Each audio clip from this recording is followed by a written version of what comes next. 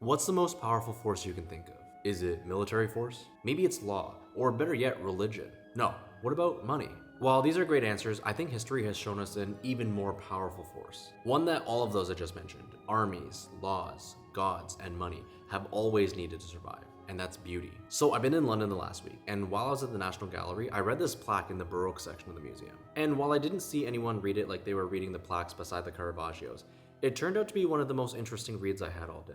In short, it was about how the French in the 17th century wanted to make Paris the center of the art world, how they collected and commissioned major works of art, and even founded institutions to train French artists. But this got me thinking, why was this so important to them? Was I missing something? Why did they go through so much trouble, spend an exorbitant amount of money just for art? Just for things that functionally were there to look pretty and to furnish a room. So I did some digging, and what I found really changed the way I see everything. And it's made me wonder how often I've been on the receiving end for the real intention of all of this. So to start off, it's important to know that art is never just art, and the French modeled this the best. What the French statesmen understood about power and the driving force for making Paris the center of the art world in the 1600s was that cultural supremacy is a form of conquest that the conquered themselves celebrate. Which really take in what I just said. What this conquest looked like, for example, was the founding of the Académie Française. And while it was officially created to standardize and protect the French language, functionally, it was used to establish France as the arbiter of civilized expression. To control the most prestigious language in Europe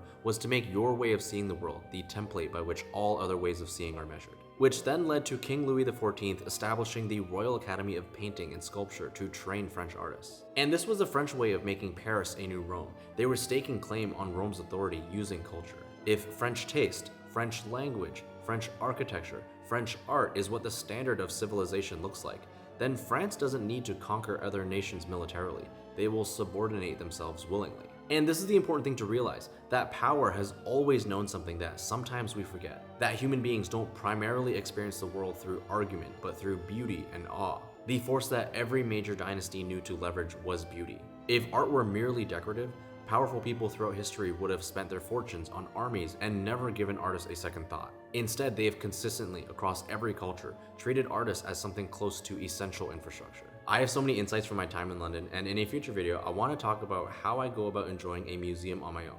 So if you want that, please like and follow, and let me know your thoughts in the comments.